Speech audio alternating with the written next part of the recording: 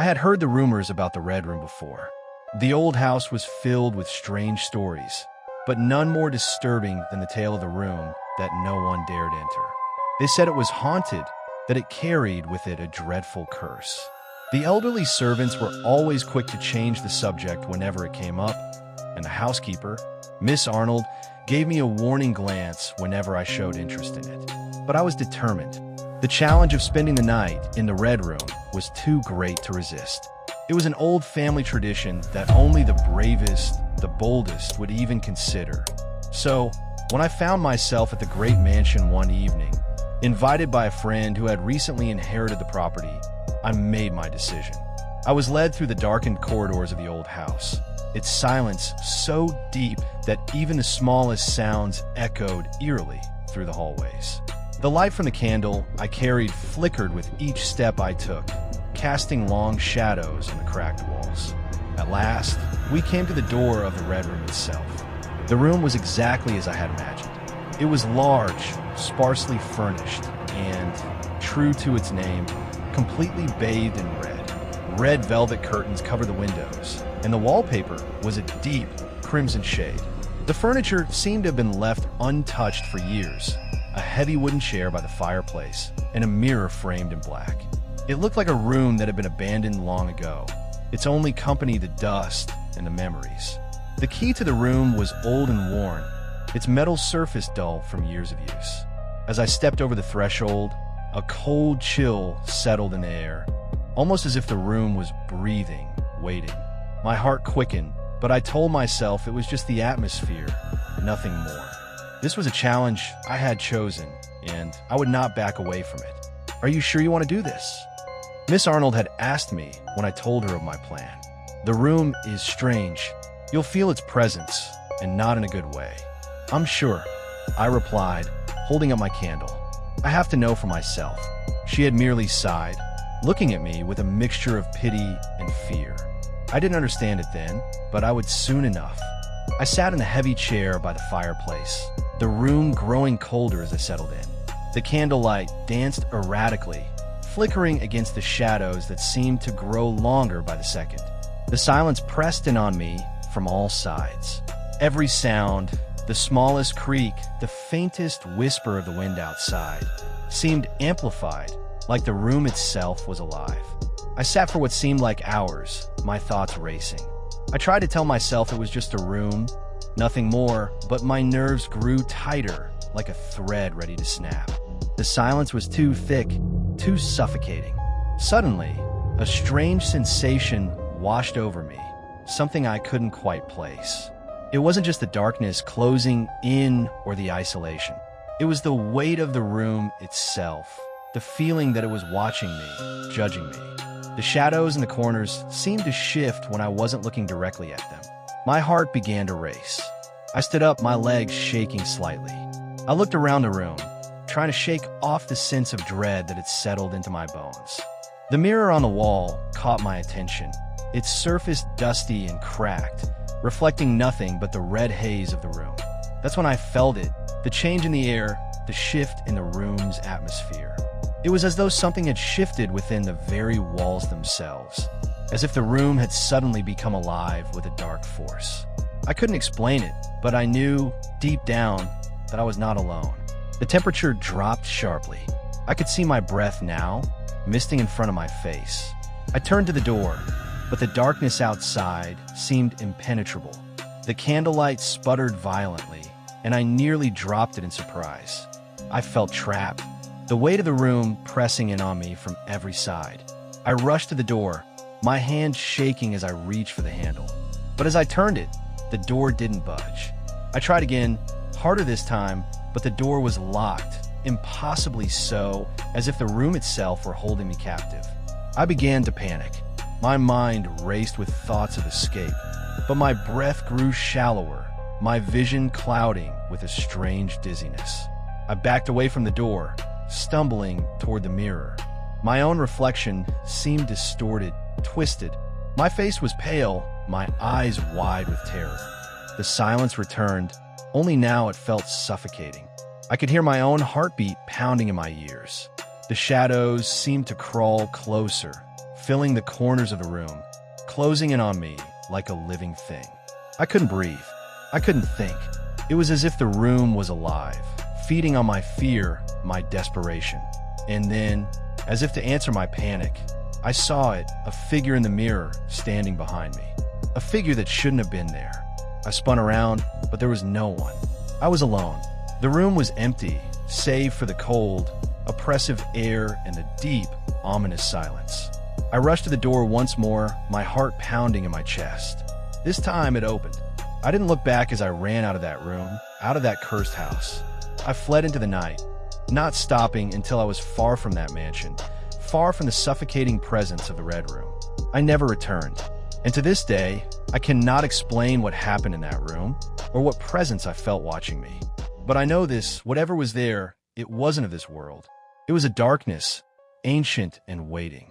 And it's a darkness I'll never forget. I never thought I'd dig through Craigslist for work. Not because I was too good for it, but because Craigslist had a smell to it. Like rot under floorboards. Scams, setups, people lured into places they never walked out of. But hunger strips away pride. It was 4 weeks after I got laid off from my receptionist job at a veterinary clinic. They said, budget cuts. I'd been living alone in a crumbling studio on the south end of Grendale, scraping by with leftovers and counting change. Rent was coming fast, and my bank account felt like a noose. When the panic got bad enough, I texted my friend, Ria. She always knew side hustles, flipping furniture, dog sitting, stuff under the table. She told me she'd babysat through Craigslist before. Check everything, she warned. Sometimes those ads aren't for kids. Sometimes it's bait. I'd babysat back in school and thought I could handle it. Before. Kids, cartoons, bedtime. How hard could it be? Most of the postings felt wrong. Broken sentences, bad grammar, too much money for too little work. Then I found one that looked clean. Need sitter this Saturday. 2 girls, 5 and 8, 6 p.m. to midnight. We're easygoing. $140 cash. Message for details. Thanks, Dana K. It was tidy, casual, safe. Dana messaged back quick, gave me the address, and said her husband would be home, but leaving soon. She sounded normal, even kind. A smiley face at the end of her note. I checked the address, 71 Willow Bend, a dead-end street tucked near the old rail yard. Run down, but not abandoned. I sent Rhea the details, just in case. Text me when you're in, she said. And if the vibe's wrong, walk out. Don't explain, don't apologize. The night came cold and windy. I pulled up at 5:50. The house was a squat brick thing, windows black, paint peeling from the shutters. A porch swing creaked in the wind. The light above the door flickered like it was dying. Something in me hesitated, but I knocked. It opened after a long silence. A man stood there, early 60s, tall and skeletal. His skin was pale, stretched too tight, eyes sunk into dark hollows. His clothes hung loose, jeans spattered with something dark, a shirt with holes at the collar. He smiled, but it never reached his eyes. You the sitter? His voice was dry, like dust in a throat. Yeah, Dana said to be here at 6. He muttered, rubbing his jaw. She just ran out with the girls. Should be back soon. Come on in. I hesitated, but stepped inside. The smell hit me first. Metallic, sour, mixed with bleach. The living room was stripped bare, just a stained couch and old newspapers stacked high. No toys. No shoes by the door. Ha! No sign of kids ever living here. He shut the door with a click that sounded louder than it should have. "You can wait in the den," he said, pointing down a shadowed hallway. I sat on the couch instead, forcing a smile. My phone buzzed. Rhea. "You good?" I typed back strange. "No kids here yet. Husband only." The man paced the hall, muttering to himself. Every few minutes he peeked in at me, eyes darting, lips moving like he was rehearsing lines. "She should be back by now," he said more than once. At 6:20, I stood. My skin was crawling. "Maybe I'll just reschedule," I said lightly. He stiffened. His voice cracked into something sharper. "No, she's here. She's downstairs." He gestured toward a door in the kitchen, half hidden behind a curtain. The handle was rusted, paint chipped. "She takes the girls down there sometimes. Games, crafts. Go on. She's waiting." The house had gone too quiet. I walked to the door, heart slamming, and opened it. A breath of air rolled up from the dark below. Damp earth, rot and copper. My stomach turned. "Go on," he said again. His smile stretched too wide now, gums raw and teeth stained red. I froze. Behind me, the floor creaked. Something moved down in the dark, heavy, dragging, wet. A low moan echoed up, followed by a sound like claws scratching wood. I stepped back fast. "Actually, my ride's here. Sorry. I need to." The front door was locked. My fingers slipped on the bolt as he whispered behind me. "You haven't even seen them yet."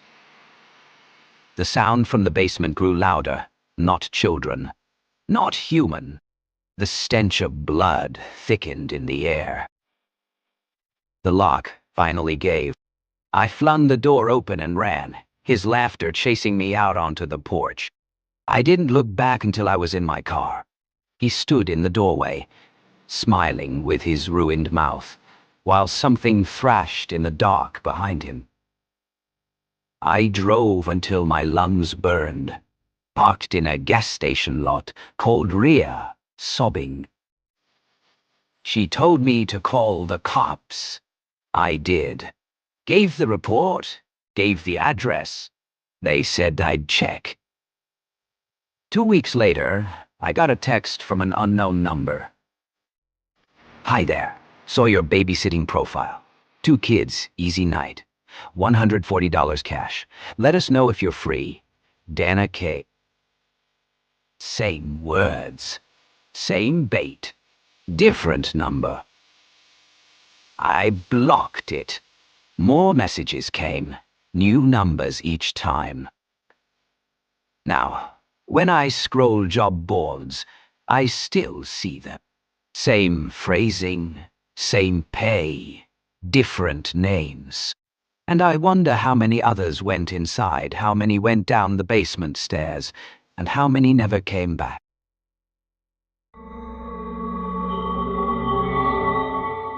My story begins like many stories these days, on a dating app.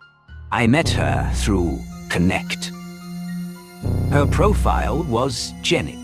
She looked very calm in her photos. Nothing flashy, no heavy filters, no duckbill. Just a few selfies, a simple bio, and just enough sarcastic messages to keep me interested. We talked for 3 nights. Jenny had a dry sense of humor that I liked, and the way she responded made me think she wasn't like the other girls on the app. She wasn't overly flirtatious, nor was she trying to impress. And honestly, that won me over. She asked me to meet. I didn't even have to ask.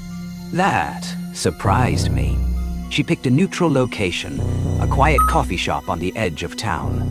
I got there 15 minutes early and waited outside, pretending not to notice every girl who passed by to see if it was her. Then someone stopped in front of me and called my name. It was Jenny, or it was supposed to be Jenny. I looked up. The woman standing there looked familiar, but wrong. She looked about 5 or 6 years older than Jenny in the photos. The face was similar, but everything from the jawline to the eyes was strangely off, like a faded, distorted version of the photos. Listen, I know I look different. Please don't leave yet. I'm not trying to be deceitful, it's just I have a hard time showing who I really am. I don't think anyone would swipe on me if I didn't. She spoke. Her voice was shaky, almost pleading. She looked genuinely scared. I should have left. I should have said that this was an unacceptable deception. But I didn't. She wasn't unattractive, in fact. Beneath all that panic, she had a beauty of her own, more real than in the pictures. And the way she looked at me, as if expecting me to hate her immediately, made it hard for me to get up and leave. So I stayed. We ordered coffee. The awkwardness faded. She started making me laugh again, just like in the text. But there was something behind her words, like she was watching me closely, too closely. But what really caught my attention was her phone. It kept lighting up, call after call from unknown numbers. She didn't answer any of them. After the 5th call in 15 minutes, I finally spoke. Is it work? It's not important. I'm off today. I thought it was probably nerves. But then I noticed she was watching me from the corner of her eye, as if waiting for me to ask again. So I didn't. I just kept talking. After a few minutes, I asked her where she lived. Why do you need to know that? Jenny asked. Her voice was low. Not angry, but low, controlled, as if she were trying not to blow up. I backed away and said I just wanted to keep the conversation going. She didn't answer. 3 nights later, I was at home when she called me. No text, no warning, just a surprise call. I picked up. Hey, I need you to come over here. Please. I need help, Jenny said in a hoarse, panicked voice. I should have known better, but there was something in her voice that pushed me. It didn't sound manipulative. It sounded desperate. So I took my keys and left. Her house was on the outskirts of town. It took me 40 minutes to get there. The place looked like it hadn't been there in a while. I knocked. No answer. I knocked again, harder. And then the door opened. It was Jenny, but not like before. Her eyes were wide, her skin pale. No, it wasn't her. Who are you? I asked, horrified. My name is Mark. Jenny is my girlfriend. You were going to see her, but you saw me instead. I backed away, but Mark had a gun raised. Don't move. As soon as I heard that click, I acted. I didn't think. I lunged forward, knocking Mark over. We both fell to the floor. The gun flew out from under the sofa. Mark grabbed me by the collar and threw me into a table. The table shattered, splinters of wood piercing my hand. Mark lunged at me and punched me. I felt my nose shatter. I grabbed a piece of the broken table leg and swung it at Mark's temple. Mark screamed and fell. I crawled toward the gun. Mark kicked me hard in the ribs. I held my breath in pain. Mark pulled my ankle back, but I spun around, clawing at his face. He grabbed my wrist, twisting it until there was a crack. We were both bleeding. I kicked Mark in the chest with all my might, staggered to my feet, and searched for another weapon. I grabbed a nearby decorative tile, turned around, and slammed it into Mark's jaw. Once, twice, 3 times. Mark didn't move. I stood over him, dizzy, coughing, my whole body aching. I was about to call the police. But then I smelled something else. Not the original stench. Worse. Stronger. It was coming from the end of the hall. I shouldn't have gone any further, but I couldn't stop. The flashlight picked up plastic sheets on the floor, dried blood, and a mattress soaked in dark red. In the corner were large, black garbage bags tied tightly. Shakily, I walked to the nearest one and tore it open. Inside were hair and a chunk of scalp. The next bag was a neatly severed arm. Another had a lung wrapped in rags. I backed away, retching. I looked at another bag that had been torn open. A face stared out, blank and bruised. It was Jenny, the real Jenny. He hadn't just killed her. He'd cut her into pieces, arranged them. I shakily called the police from the porch. The police cars arrived, lights flashing. They arrested Mark, still breathing but barely conscious. I told them everything. They believed me. They found her ID, her clothes, her blood in every room. I deleted Connect that night. I never re-downloaded it. That day, I realized that things can always be worse than you imagine. Some people fake their profiles. Others become the profile itself.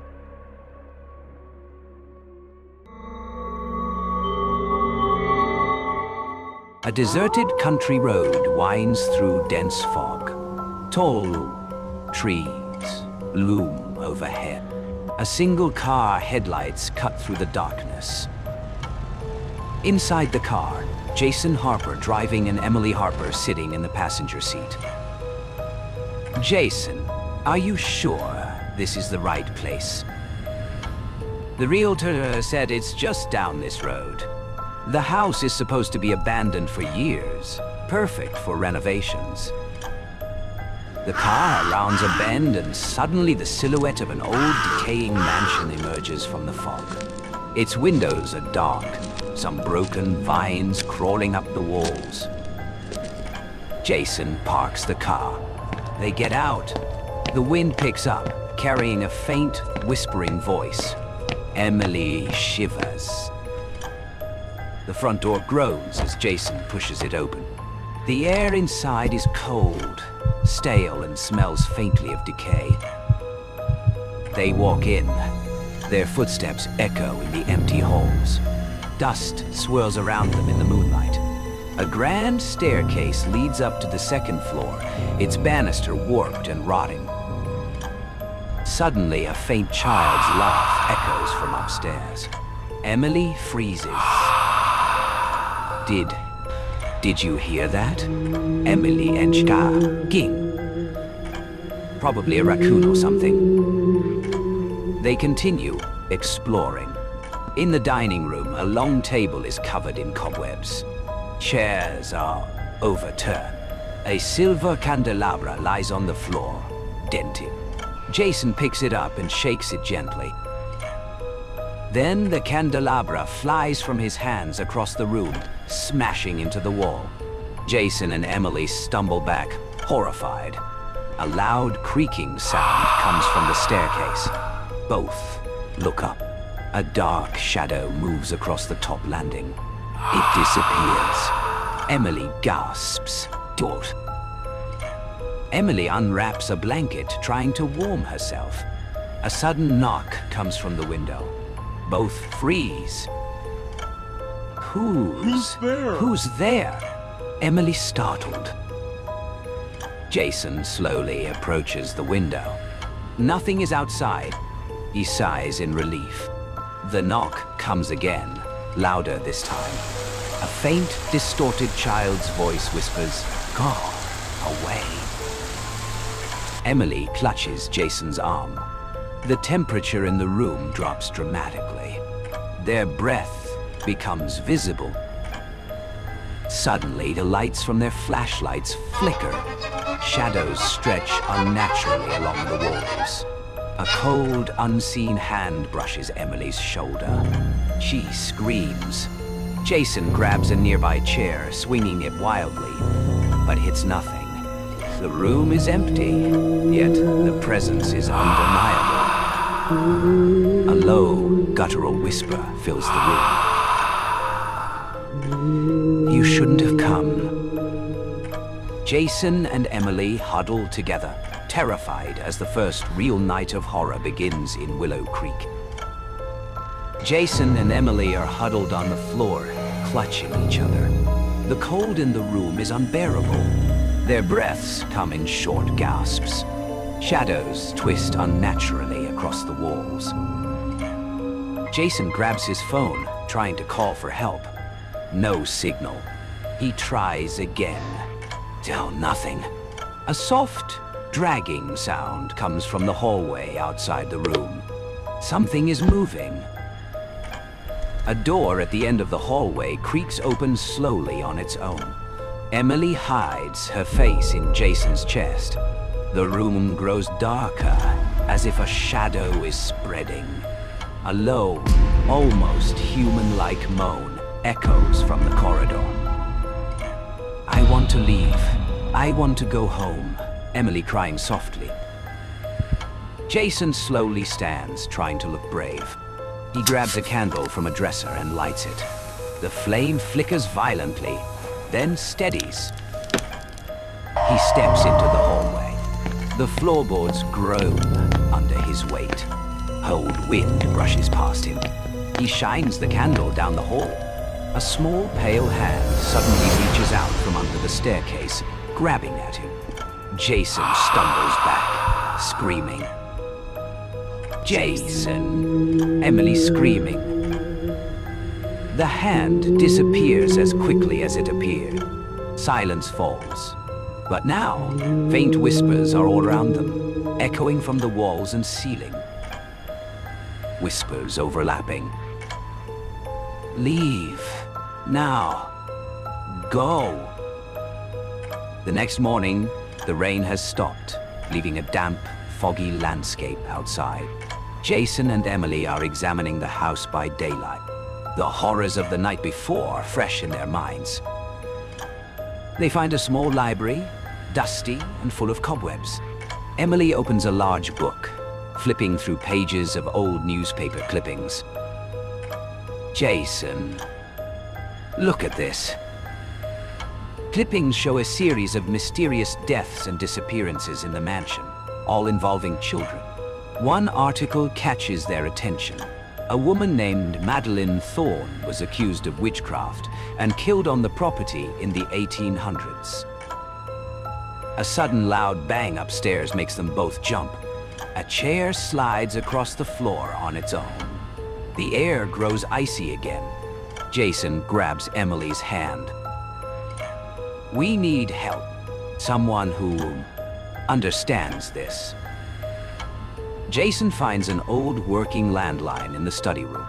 He dials frantically. The line clicks. Then a calm, confident voice answers. This is Dr. Marcus Vale. How may I help you? My name is Jason Harper.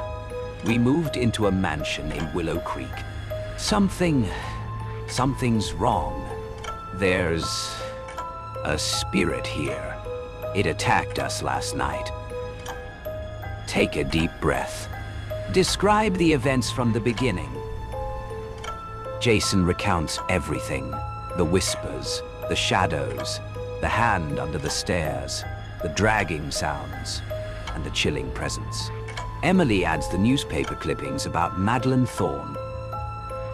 Jason hangs up, glancing at Emily, both knowing that tonight will be even worse than before. The rain has returned, light at first, then heavier. Fog swirls across the lawn. Jason and Emily stand at the edge of the driveway, nervously awaiting Dr. Marcus Vale and his team. A sleek black SUV appears through the mist. 3 figures step out. Dr. Marcus Vale, a calm, experienced paranormal investigator. Sister Helena, a medium with deep spiritual insight. And Liam, a tech specialist with a knack for detecting anomalies. Are you ready? Once we enter, there's no turning back until we've dealt with her. I don't know if I can. Emily trembling. They all enter the mansion. The doors creak ominously, echoing through the dark hallways. The team sets up equipment, EVP recorders, EMF detectors, cameras, and candles. Dr. Vale explains the plan. Madeline Thorne is strong. She feeds off fear. She reacts to sudden movements, loud sounds, and non-vegetarian food. Her anger stems from betrayal and her violent death. Tonight, we'll attempt to communicate, then bind her spirit. Jason and Emily sit in the corner, holding each other. A faint whisper floats through the room, too soft to catch clearly. A sudden slamming sound upstairs causes Liam to drop his camera. Dr. Vale moves toward the staircase. He ascends, candle in hand. The shadows seem to stretch along the walls, forming twisted shapes. A chilling, high-pitched laugh echoes down the staircase. Dr. Vale carefully approaches a closed door at the end of the hallway.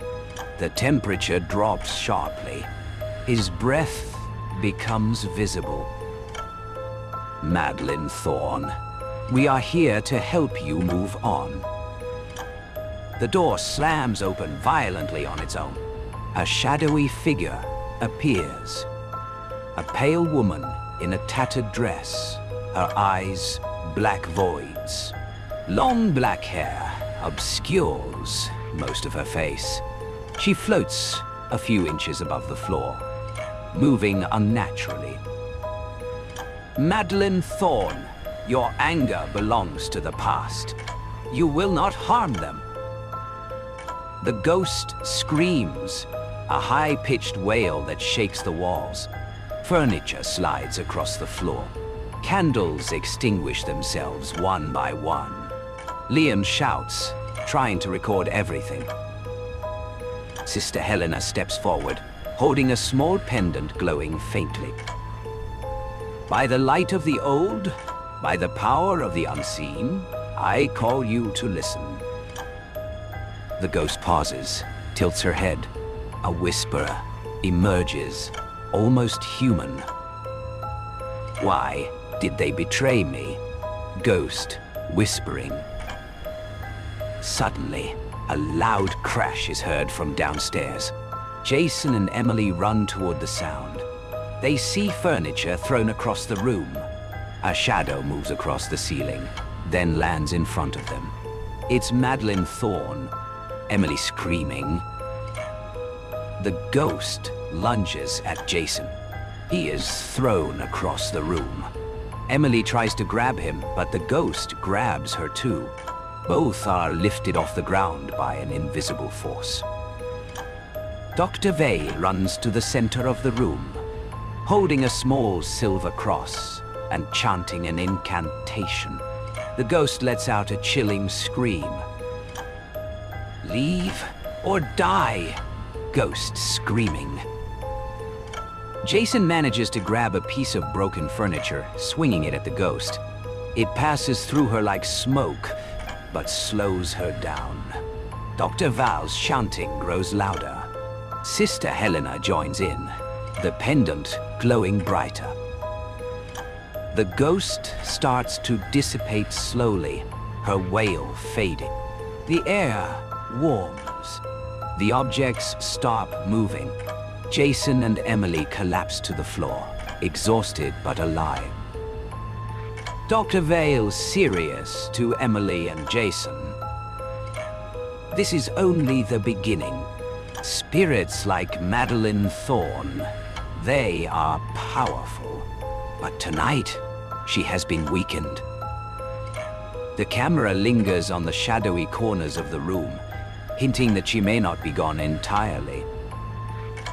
Jason and Emily sit as Sister Helena performs a vision ritual. Candles circle them. Incense smoke curls around their faces. Suddenly, the room shifts.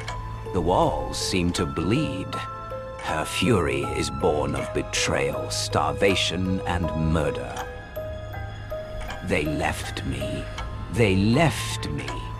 Ghost whispering. Objects fly. Lights flicker. Shadows dart across hallways. Jason and Emily are trapped in a room, terrified. She's feeding off your fear. Stay calm. Dr. Vale shouting. Jason sees ghostly children in the corner, echoes of Madeline's lost family. One reaches toward him, whispering, "Join us." He panics. But Sister Helena intervenes with her pendant, driving the spirits back. Dr. Vale and Sister Helena lure Madeline into the attic. Candles, protective symbols, and chanting surround her. "You can't take me!" Ghost, screaming.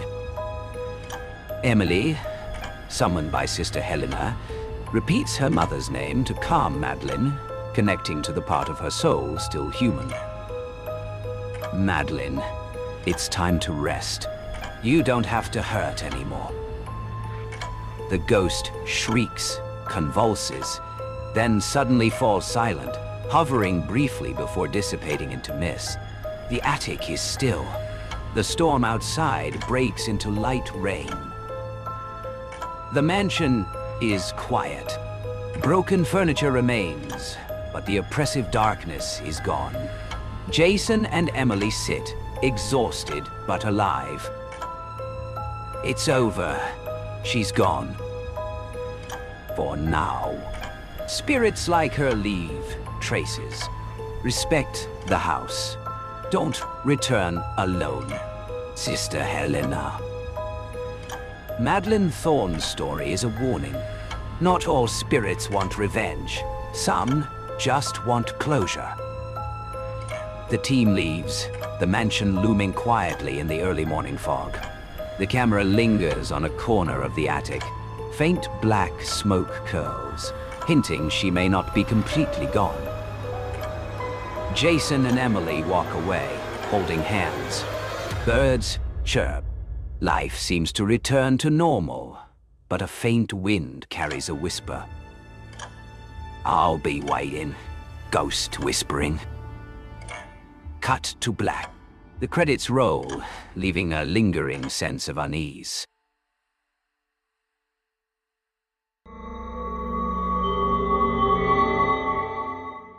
I can hardly bring myself to recount the events I witnessed, but you must hear the truth. It weighs heavily on my soul, and I must confess it, for my heart aches with the burden of it all. I am a man of reason, a man of science, and yet what I have seen has shaken me to the core.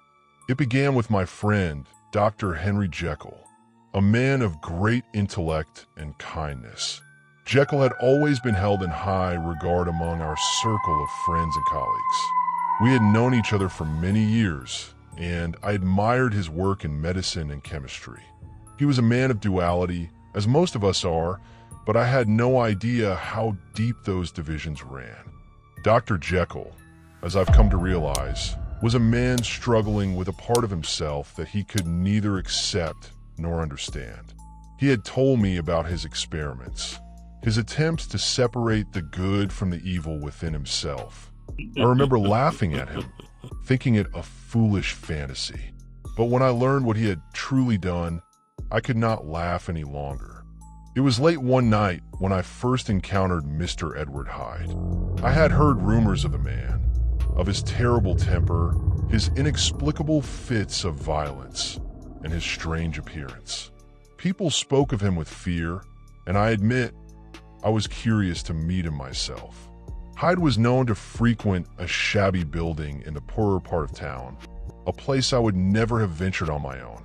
One evening, as I was passing by, I saw him. Hyde, the very man who had been the subject of our gossip for weeks. He was shorter than I had imagined, but the way he moved, the cruel twist of his smile, and the madness in his eyes made him seem far more menacing than his size suggested.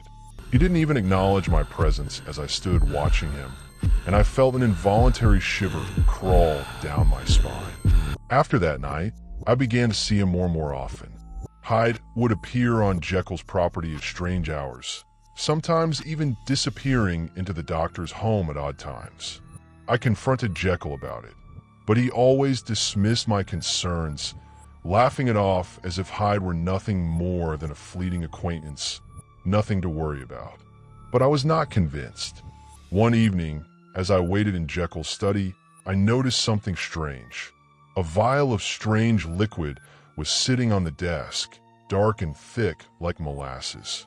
Jekyll had been working on a new formula, he told me, something that would bring out the hidden aspects of human nature. He explained it with a sense of quiet pride, but there was something in his eyes that unsettled me. Later that night, I witnessed something I will never forget. It was after midnight when I was awoken by an unnerving sound, a violent crash, and then the unmistakable sound of laughter, but it wasn't Jekyll's voice. It was rough, jagged, full of malice. I rushed to the source of the noise, only to find the laboratory in disarray. The vial shattered on the floor, its contents spilled across the marble tiles. But the most shocking thing was what I saw next. Dr. Jekyll, my friend, was gone.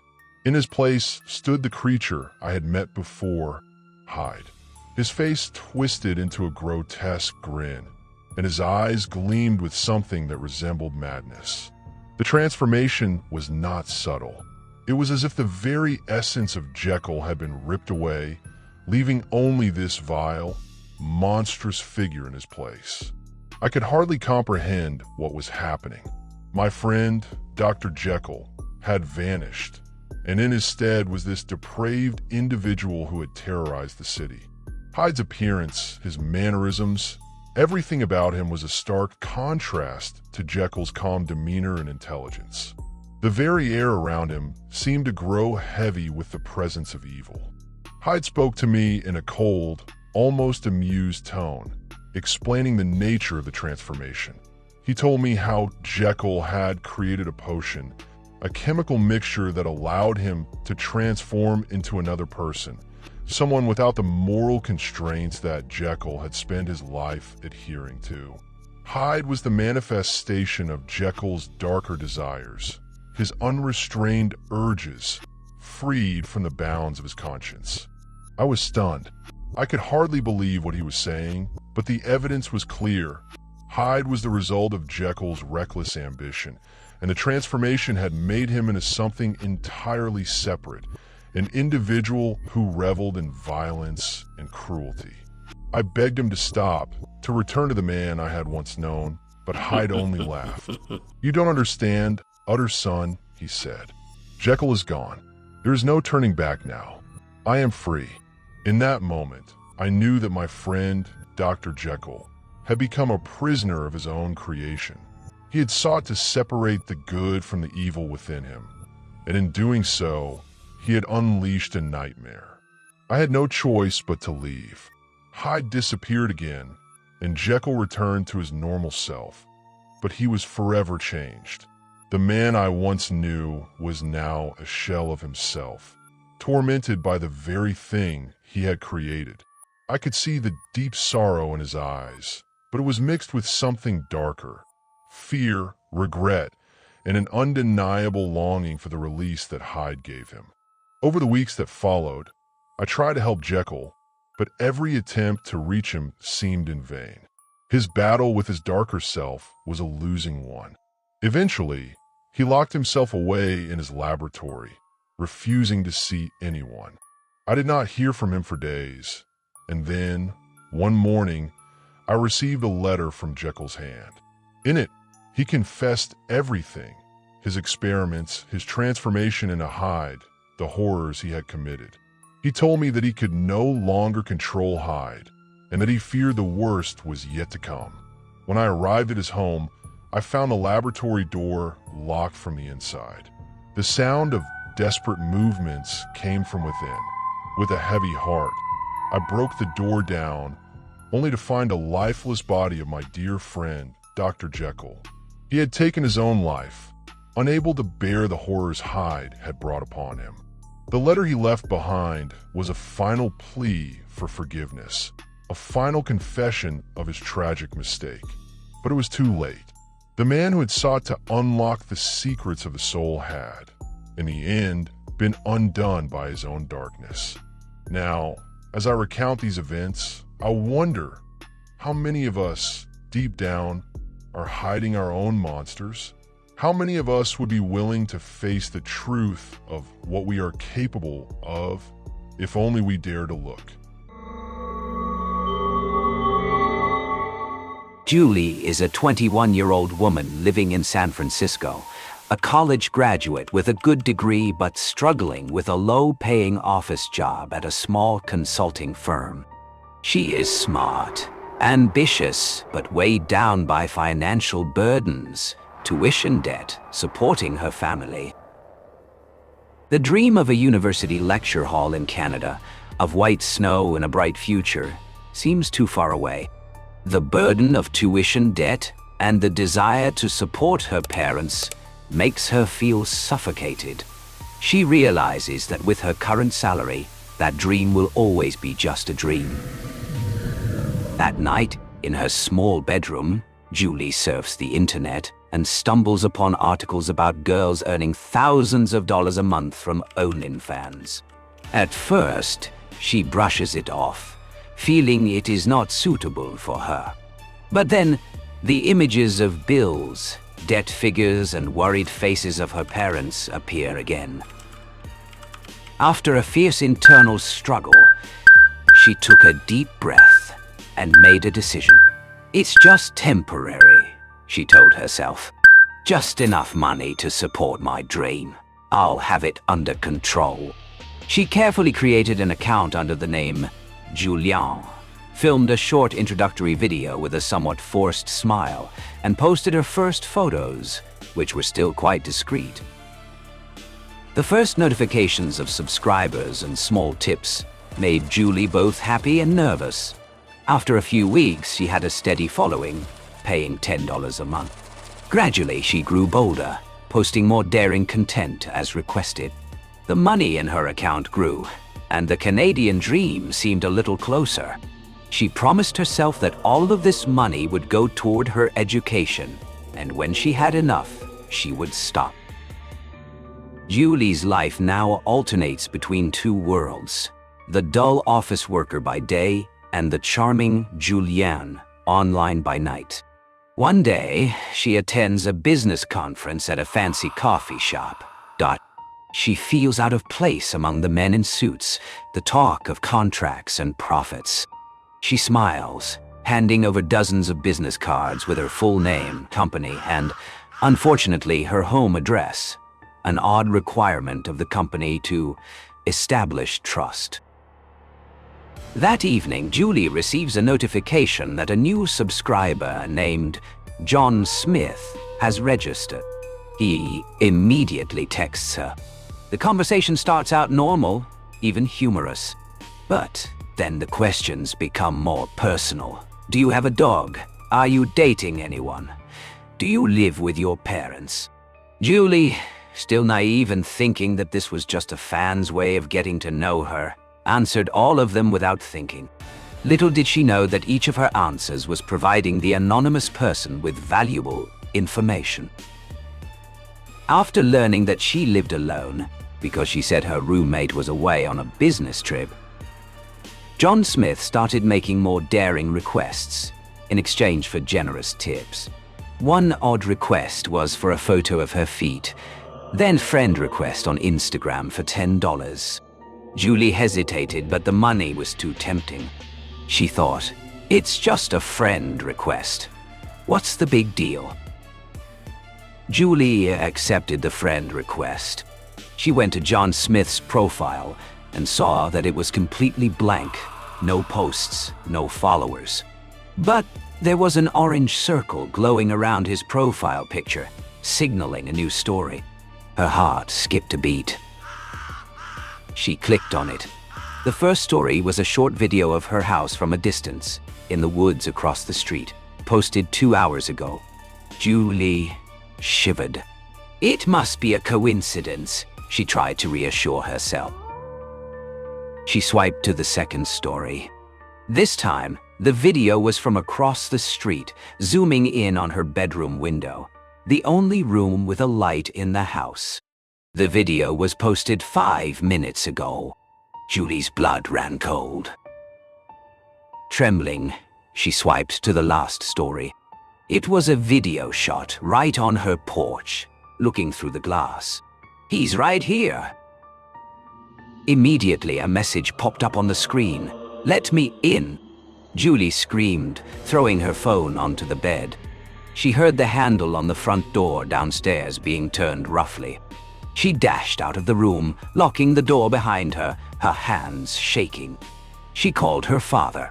Her voice was lost in sobs. Her father, who had been enjoying the trip, suddenly became serious, ordering her to call the police and find a place to hide. Soon after, she heard a loud bang, followed by the sound of broken glass. He had entered the house. Julie panicked and ran into her parents' bedroom, remembering that there was a way to the attic. She heard the stranger's heavy footsteps coming up the stairs, and he called out Julian in a creepy voice. She quickly pulled down the attic ladder, climbed up in the dark, and pushed it up with all her might, slamming the door shut as soon as he burst into the room. Julie lay huddled on the dusty attic floor, holding her breath as she listened. He was rummaging around, breaking things. A moment later, she heard police sirens getting closer. The intruder ran away. By the time the police and her parents arrived, the house was in ruins. The police found traces of chloroform on the broken living room window. It was then that Julie remembered the business card she had given to dozens of people at the conference. Her stalker, who knew she lived alone and didn't have a dog, was one of them. Julie deleted her OnlyFans account and all her social media. The money she had made now only brought back horror. She decided to move to another city with her sister. Although the stalker was still at large, her life had changed forever. Julie got in the car with her sister, heading to a new place. She still occasionally startled and looked back, the haunting image of the faceless man in the blue shirt still there, a bitter reminder of the price she paid for her dream.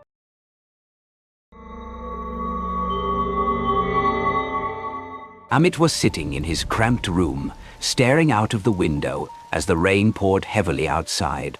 The sky flashed with bolts of lightning, making the night even more eerie. The sound of the rain pounding against the window seemed endless, heightening the tension in the air. Amit's mind was clouded with worry. He had moved to the city with high hopes, but after 3 months, he was still without a job, and every penny of his savings was almost gone. His thoughts were interrupted by a sudden knock on the door. Who could be at my door at this hour, especially in this kind of downpour? A mix of fear and curiosity stirred inside Amit. Who's there? He called out softly, slowly opening the door. A young woman, around 25, stood drenched from the rain. Her body was visibly shaking from the cold, and water dripped from her wet hair. She clutched a bag tightly, as though it was her most precious possession. "Excuse me," she said, her voice trembling. "My car broke down nearby, and I can't go anywhere in this rain. Could I stay here for a while?" Amit eyed her cautiously. There was a car parked in the distance behind her, but he remained suspicious. What's a woman doing out here at this hour? Could she be up to something? She doesn't seem like the type. Despite his doubts, Amit decided to act out of basic human kindness. "All right, come in. It's too dangerous to stand out there in the rain." The woman stepped inside, and Amit handed her a towel. "Sit down. I'll make you some tea." A few minutes later, Amit returned with the tea. and she accepted it with a soft smile. "Thank you. My name is Neha," she explained. "I was on my way from a nearby town, but the car broke down. I couldn't find anyone to help, so I came here. I hoped to get some assistance." Amit smiled back and introduced himself. "I'm Amit. I came here to find work. This area can feel a little eerie at night, though. Not many people around." Neha nodded while sipping her tea. For a moment, silence hung in the room, only broken by the sound of the rain tapping against the window. Neha suddenly spoke up. "Could I use your phone? My battery's dead." Amit handed her his phone, and she dialed a number. After a brief conversation, she hung up. "Yes, I'm safe. Everything will be fine tonight," she said before disconnecting the call. Just as Amit was about to ask something, the lights flickered and went out, plunging the room into darkness. Amit quickly turned on the flashlight on his phone and began scanning the room. But Neha was gone. Where did she go? Amit thought, panic creeping into his chest. He searched the room frantically, but she was nowhere to be found. Then, another knock echoed through the silence. Amit opened the door, and to his relief, it was his friend, Arvind. "Hey, Amit, why do you look so anxious at this hour?" Arvind asked, noticing his friend's distressed expression. "Having a bad dream or something?" Amit quickly explained the strange situation with Neha. Arvind frowned in concern. "What were you thinking, letting a stranger in like that?" Arvind said, his voice laced with worry. "You know how many strange things have been happening in this city lately." "But she left, and all that's left is her bag," Amit replied. Both of them looked at the bag. Arvind slowly unzipped it. The moment he saw inside, his face drained of color, and he took a step back. "Inside this bag is Neha's severed head," Arvind exclaimed. Amit stared at him in shock. "Neha? How do you know her?" In a daze, Amit peered into the bag, expecting the gruesome sight. But instead of a head, there was a folded note. The note read, "Your work is over tonight." Amit turned to Arvind, his voice tense. "Do you know Neha?" Arvind's face turned ghostly pale. He stammered, "Yes, I knew her. She was my fiancée." Amit's heart raced. "Then what is all this, Arvind?" he demanded. Arvind's trembling voice confessed, I killed Neha. It was the biggest mistake of my life. In my desperation for wealth, I visited a so-called tantric, who told me that if I sacrificed Neha, my fate would change. I did it out of greed. I killed her. Worry. Amit's legs wobbled. "And now her soul has come back to take revenge?" he whispered. Arvind bowed his head. "Yes, Amit. She's here to make me confess my crimes." Amit's voice shook with fear. "I was talking to a ghost just now." Just then, the lights flickered back on, and the room was illuminated. Amit and Arvind froze when they saw Neha sitting silently in the corner, her head hanging low, her body still. A low sob escaped from her. Amit and Arvind stood frozen, unable to move. Arvind, gathering his courage, began to walk toward her, trembling. "Neha, please, forgive me. I never meant for this to happen. It was my selfishness, my greed," Arvind began, his voice quivering. Slowly, Neha raised her head, revealing deep cuts on her cheeks, blood dripping from the open wounds. Her eyes burned with a mix of pain and anger. But there was also something chilling in her gaze. "You never even tried to save me," she whispered. "So I thought I should come to you instead." Arvin's eyes filled with tears as he collapsed to his knees. "Neha, I love you. Please forgive me." Suddenly, Neha's face twisted into a horrifying smile. She chuckled softly, then said, "Oh, my dear Arvind, you really started crying, didn't you?" The laughter grew louder, more sinister. Arvind, still kneeling in front of her, tried to speak but was paralyzed with fear. Before he could utter a word, Neha's fingers, sharp as knives, reached toward his neck. Arvind tried to break free, but Neha's grip was inhumanly strong. She smiled coldly. "Where will you go now, Arvind? You can't escape." With one swift motion, Neha's fingers dug into his neck, tearing through flesh and bone. Arvind's screams choked in his throat, and in the next instant, his head was completely severed from his body, falling to the floor with a sickening thud. A fountain of blood sprayed across the walls, painting them red. Neha picked up Arvind's severed head and held it up to her eyes, her smile widening. "You thought I would forgive you that easily," she mocked. Amit stood frozen in horror, unable to look away. His heart pounded in his chest, his breath coming in short gasps. The room seemed to darken, the walls closing in. Amit felt his body grow weak, his limbs heavy. And then, everything went black. "Sleep now, my dear." Neha's voice echoed in the shadows. "Sleep and become mine forever."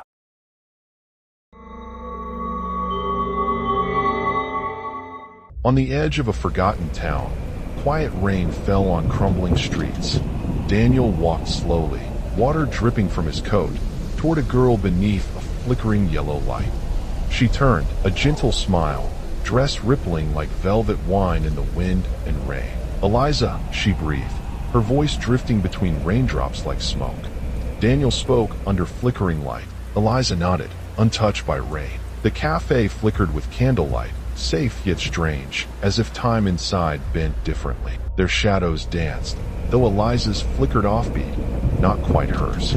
She stared, unmoving, unblinking, smoke weaving through candlelight across her gaze. Within drifting smoke, her eye held no blink, only the reflection of a fire that didn't warm.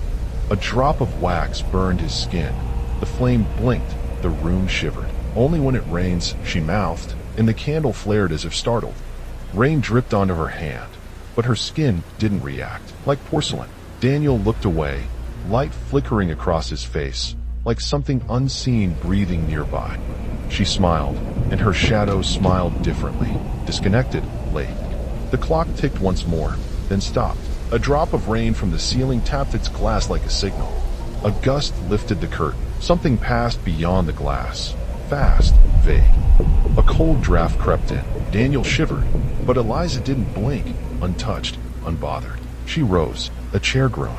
One candle blinked out as if afraid to follow. The air thickened. Her shadow lengthened unnaturally, stretching toward Daniel. With each step, the world blurred. Streetlights winked out behind them, and the rain grew quieter. The street lamp burst in sparks, but Eliza didn't flinch beneath the falling fire. Her words floated forward on the wind, as if not meant to reach him whole. He chuckled, but the sound was swallowed by wind. "Not for me," she whispered, and even the rain paused to listen. Lightning revealed the station. Vines coiled over rust. Thunder followed, close, heavy. The gate opened on its own, and even the rain seemed to part around her. A bulb burst nearby, as if the place rejected light. Inside, silence lived thick, complete, and hungry. His breath fogged the air. The dark pressed close, watching, waiting. She vanished, not walked away, just gone, like smoke into stone. "Eliza," he called. Only echoes returned, twisted, delayed, and wrong. Dust stirred. A photo appeared, aged and wet, yet her face was just as he saw it tonight. He stared, the shaking light painted moving shadows across his face. The door creaked open, exhaling darkness that smothered the rain behind him. "Don't go further," whispered the dark, thick as fog and just as near. Behind him, she hovered, hair drifting in still air. Her feet dangled, her shadow bled out, shape shifting in the dark. Her eyes glowed, icy blue, reflecting lightning that hadn't yet struck. She floated forward. The ground cracked beneath him, drawn toward her. "He left me," echoed inside his skull, her lips unmoving, her eyes alight. Her voice fractured, a chorus in the wind, crawling the walls like roots. "And you won't leave," she hissed, breath colder than winter itself. Her grin cracked audibly, fissures crawling across her cheeks with each twitch. Beneath cracked skin, black veins writhed like trapped insects beneath frost. The light above died as he fell, darkness rushing in with the crash. The floor cracked beneath him like a waiting mouth. The light blinked, imprinting a ghost flash on his vision. No windows, no light, no rain. Only walls, smooth, silent, and closing. Her neck twisted slowly, vertebrae clicking. Her hair lifted, suspended in invisible current. "Stay," she hissed, her voice scraping like leaves on bone from everywhere. The ceiling warped inward, shadows twisted upward, yet Eliza cast one from below. He ran, but the halls bent like breathing tunnels, looping him into himself. The lights pulsed with rhythm, walls beat like lungs. "There's no leaving," she sang, and something hurt her. His shadow was no longer his. Claws grew, stretching beyond him. He prayed, but the words folded inward. The light curled in like a closing fist. Lights popped softly, and with each burst, the dark deepened like a descending level. Nothing. Then, steps. Slow, circling, climbing walls like centipedes. Cold breath brushed his nape and left behind prints of something unseen. "You shouldn't have followed," she breathed, and the wall ahead shivered. Her face cracked and flaked, skin falling to dust before it landed. Her eyes opened into voids, not metaphor, but gravity. Nothing, no breath, no sound, not even silence, just absence. A train called from another lifetime, distant, haunted, metallic. Rain returned. The cafe flickered gently. Eliza sat, untouched by the night. She watched the chair, and its shadow watched her back. The cushion dipped. A drop fell and vanished before the splash.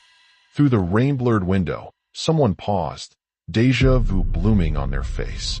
Frost bloomed on the glass, and a faint handprint formed. The candle flickered, stabilizing just enough to reveal. A faint silhouette sat, flickered, and vanished. Some say he never really left.